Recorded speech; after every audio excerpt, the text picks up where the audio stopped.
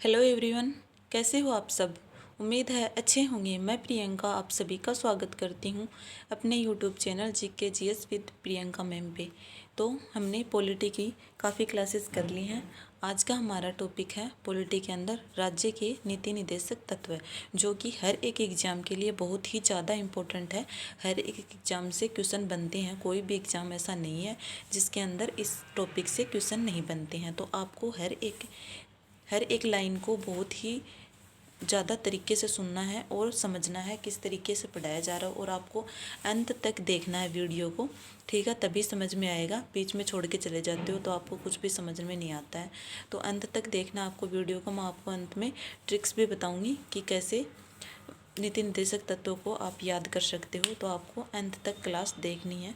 तो चलिए शुरू करते हैं आज की हमारी क्लास। राज्य के नीति निर्देशक तत्व, डीपीएसपी भी बोलते हैं इन्हें, ठीक है।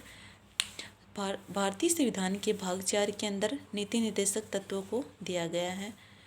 भाग मतलब संविधान के कौन से भाग के अंदर नीति निर्देशक तत्व हैं, ये क्वेश्चन बनते हैं। ऐसे ऐसे करके क्वेश्चन आते हैं। कौन से भाग के अंदर राज्य के नीति निर्देशक तत्व हैं, तो भाग 4 के अंदर हैं। अनुच्छेद 36 से लेकर 51 तक हैं। नीति निर्देशक तत्व आयरलैंड से लिए गए हैं। मतलब क्वेश्चन बनते हैं, नीति निर्देशक तत्व कौन से देश से ग्रहण किए गए हैं, आयरलैंड से ग्रहण किए गए हैं। इनका मुख्य उद्देश्य लोक कल्याणकारी राज्य की स्थापना करना है। मतलब नीति निर्देशक तत्व का मुख्य उद्देश्य क्या है, राज्य की कल्याणकारी राज्य की स्थापना करना है एवं सामाजिक एवं आर्थिक प्रजातंत्र को लागू करना है। संविधान सभा में संवैधानिक सलाहकार BN राव ने इनकी सिफारिश की तथा तेज बहादुर सप्रू के द्वारा प्रारूप का निर्माण किया गया था। नीति निर्देशक तत्व के प्रारूप का निर्माण किसने किया था, तेज बहादुर सप्रू ने किया था। नीति निर्देशक तत्वों में प्रस्तावना में निहित सामाजिक तथा आर्थिक न्याय की अभिव्यक्ति होती है तथा इसके अंतर्गत गांधीवादी सिद्धांतों की स्थापना प्रदान की गई है। गांधीवादी सिद्धांत कौन कौन से वो देख लेते हैं हम। अनुच्छेद 40 और 43 और 46, 47, 48, ये सारे जो अनुच्छेद हैं ना वो गांधीवादी सिद्धांत के अंदर आते हैं। डॉक्टर भीमराव अंबेडकर ने नीति निर्देशक तत्वों को भारतीय संविधान की अनोखी विशेषता कहा है। ठाकुर दास भार्गव ने नीति निर्देशक तत्वों को संविधान का प्राण माना था। ठाकुरदास भार्गव ने राज्य के नीति निर्देशक तत्वों को संविधान का प्राण माना है। क्वेश्चन सीधे सीधे मन के आते हैं, किसने संविधान नीति निर्देशक तत्वों को संविधान का प्राण माना, ठाकुरदास भार्गव ने माना। जो आपको जो इम्पोर्टेंट फैक्ट इसके अंदर बताए जा रहे हैं, इतने सारे फैक्ट आपको कहीं पे भी नहीं मिलेंगे, शॉर्ट क्लास के अंदर यहीं पे मिलेंगे। तो आपको पूरी क्लास अंत तक देखनी है, तभी आपको समझ में आएगा। गांधीवादी सिद्धांत कौन कौन से हैं, 40, 43, 46, 47 और 48, ये क्वेश्चन सीधा बन के आते हैं। इन निम्न में से कौन सा गांधीवादी सिद्धांत के अंतर्गत कौन सा नहीं है, ठीक है। तो ऐसे क्वेश्चन बन के आते हैं। वर्गीकरण देख लेते हैं। 36 से लेकर 51 तक राज्य के नीति निर्देशक तत्व दिए गए हैं। अनुच्छेद 36 जो फर्स्ट है राज्य के नीति निर्देशक तत्व के बारे में, इसके अंतर्गत राज्य की परिभाषा सिद्ध किया गया है तथा राज्य का वही अर्थ है जो मूल अधिकारों से संबंध के अनुच्छेद 12 का है।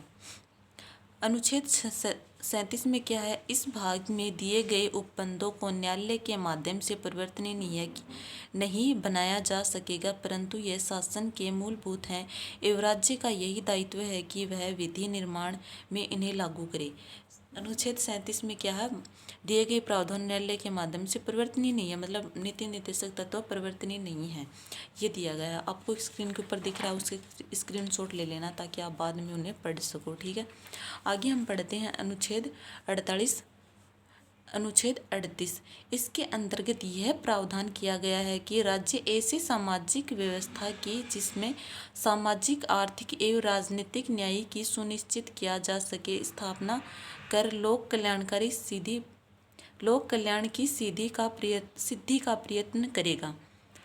अनुच्छेद 39, इसके अंतर्गत राज्य के कुछ नीतियों का पालन करने के दिशा निर्देश जारी किए गए हैं। जो राज्य के कुछ नीतियों का पालन करने के लिए दिशा निर्देश जारी किए गए हैं। कौन कौन से दिशा निर्देश हैं जो हमें अनुच्छेद 39 में देखने को मिलेंगे। अनुच्छेद 39A के अंदर ये सीधे क्वेश्चन बनते हैं। अनुच्छेद 39A के अंदर क्या है, B के अंदर क्या है, C के अंदर क्या है और D के अंदर क्या है, जो कि मैं लेके आई हूँ आपके लिए, और आपको देखना है कौन कौन से अनुच्छेद में क्या क्या है। ये 5 पार्ट हैं इसके, जो देखते हैं हम।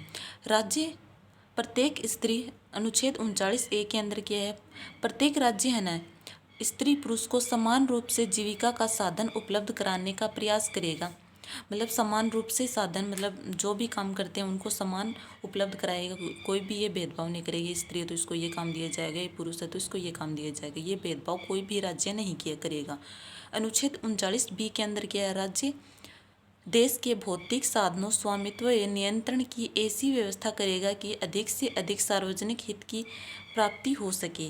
राज्य इस बात का ध्यान रखेगा कि धन तथा उत्पादन के साधनों का केंद्रीकरण ना हो और सार्वजनिक हितों की हानि पहुँचे। अनुच्छेद 39D के अंदर क्या है, राज्य स्त्री तथा पुरुषों हेतु समान कार्य के लिए समान वेतन का प्रावधान किया गया है। अनुच्छेद 39D के अंदर क्या गया है, जो भी मतलब प्रत्येक राज्य है ना, स्त्री और पुरुष जो भी काम करेंगे उन्हें समान वेतन दिया जाएगा। भाई कोई भी ये नहीं देखा जाएगी कि औरत है ना फिजिकली कमज़ोर होती है तो उनको कम वेतन दिया जाएगा, उनको दिन की जो भी उनका वेतन होता है वह उन्हें प्रदान किया जाएगा। ठीक है। अनुच्छेद 39E के अंदर क्या है, राज्य श्रमिक पुरुषों व स्त्रियों के स्वास्थ्य एवं शक्ति तथा बालकों को व्यवस्था का दुरुपयोग नहीं होने देगा। अनुच्छेद 40 में ग्राम पंचायतों का गठन दिया गया है।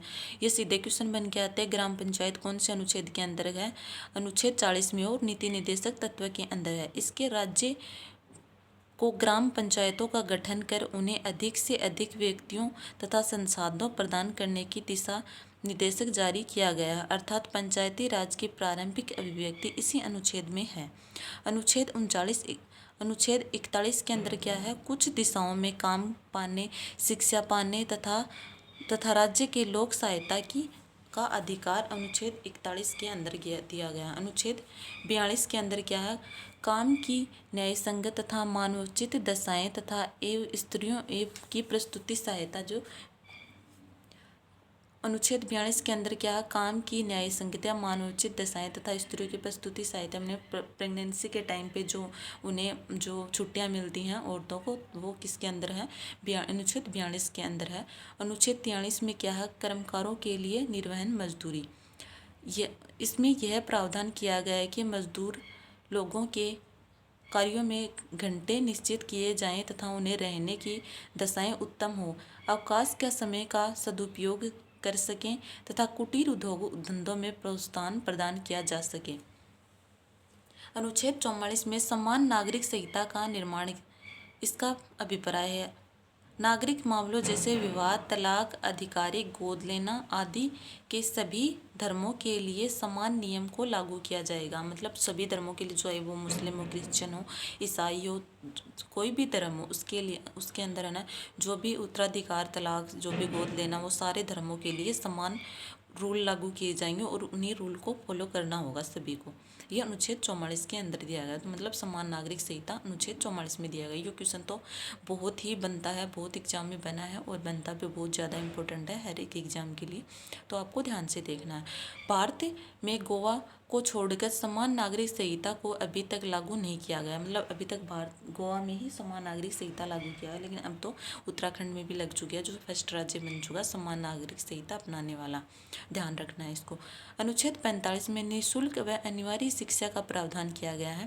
मतलब शिक्षा किस में दिए गए हैं, निःशुल्क अनिवार्य शिक्षा का प्रावधान किस में किया गया है, अनुच्छेद 45 के अंदर गया। 86वें संविधान संशोधन 2002 के माध्यम से इसका प्रकृति में परिवर्तन किया जा सकता था। 0 से 6 वर्ष के बालकों के लिए देखभाल व निःशुल्क व अनिवार्य शिक्षा का प्रावधान किस में दिया गया, अनुच्छेद 45 में दिया गया। अनुच्छेद 46 में क्या है, अनुसूचित जाति, जनजाति व समाज के दुर्लभ वर्गों में की शैक्षणिक व आर्थिक उन्नति में प्रयत्न करना चाहिए, ये किस में दिया गया, अनुच्छेद 46 में दिया गया है। अनुच्छेद 47 में लोक स्वास्थ्य व संरक्षण व मध्य निदेशक का प्रावधान इसी में किया गया है।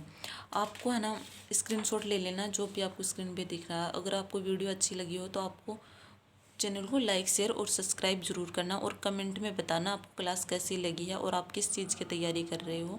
और आपको कोई भी क्वेश्चन पूछना हो तो आपको कमेंट बॉक्स में ज़रूर पूछना है। कमेंट में आप जो भी रिव्यू दोगे उसी के आधार पे क्लास तैयार की जाती है। बहुत मेहनत लगती है इसे क्लास तैयार करने में, तो आपको ज़रूर बताना चाहिए आपको क्लास कैसी लगी, और चैनल को लाइक शेयर और सब्सक्राइब ज़रूर करना है। चैनल को लाइक शेयर और सब्सक्राइब करने से सबसे पहले क्लास का नोटिफिकेशन आप ही के पास आएगा, इसलिए बोल रही हूँ क्लास को लाइक शेयर और सब्सक्राइब जरूर करना है। अनुच्छेद 48 कृषि तथा पशुपालन संगठन व गोवध का निषेध अनुच्छेद 48 में है। अनुच्छेद 49 में यह राष्ट्रीय महत्व स्मारक व कलात्मक वस्तुओं का संरक्षण प्रदान करना चाहिए। अनुच्छेद 50 में क्या है, कार्यपालिका न्यायपालिका का पृथक्करण अनुच्छेद 50 के अंदर है। अनुच्छेद 51 में क्या है, अंतर्राष्ट्रीय शांति सुरक्षा व अभिव्यक्ति के प्रयास से भारतीय विदेश नीति की प्रारंभिक अभिव्यक्ति होती है, क्योंकि भारतीय विदेश नीति का मुख्य उद्देश्य अंतर्राष्ट्रीय शांति तथा सुरक्षा की प्राप्ति करना चाहिए। इस प्रकार हमारे नीति निर्देशक तत्व में जो भी बनते हैं इम्पोर्टेंट, जो भी आज तक बने हैं मैंने सारे कंप्लीट करवा दिए हैं। इससे बाहर आपको कुछ भी नहीं मिलेगा। कोई भी एग्ज़ाम, वनडे एग्ज़ाम आप उठा के देख लेना, इसी क्लास से आपको मिलेगा। तो आपको ज़रूर देखना है इस क्लास को पूरा। और आपको अगर आपने अभी तक है ना हिस्ट्री को नहीं पढ़ा है, तो आपको इसी चैनल के अंदर आपको हिस्ट्री की पूरी प्लेलिस्ट मिल जाएगी। आपको हिस्ट्री के पूरी प्लेलिस्ट पढ़नी है। 28 क्लासेस की हमने पूरी हिस्ट्री कंप्लीट की है, तो आपको ज़रूर देखना है। पूरी हिस्ट्री आसान और सरल भाषा के अंदर पढ़ाया गया है। और आपको अगर वीडियो अच्छा लगा हो तो चैनल को लाइक शेयर और सब्सक्राइब जरूर कर लेना। और अगर आपको हिस्ट्री के नोट्स चाहिए तो आपको कमेंट बॉक्स के अंदर नंबर मिल जाएंगे, उसके ऊपर जाके आप व्हाट्सएप पे मैसेज करके हिस्ट्री के पूरे नोट्स पा सकते हैं ओनली 49 रुपीज़ के अंदर। तो जल्दी जाइए, विजिट कीजिए, मैसेज कीजिए और अपनी तैयारी को और भी बेहतर बनाइए। ठीक है, आज की क्लास को हम यहीं पे ख़त्म करते हैं। और आपको कुछ पूछना हो तो कमेंट बॉक्स के अंदर आप पूछ सकते हो। धन्यवाद।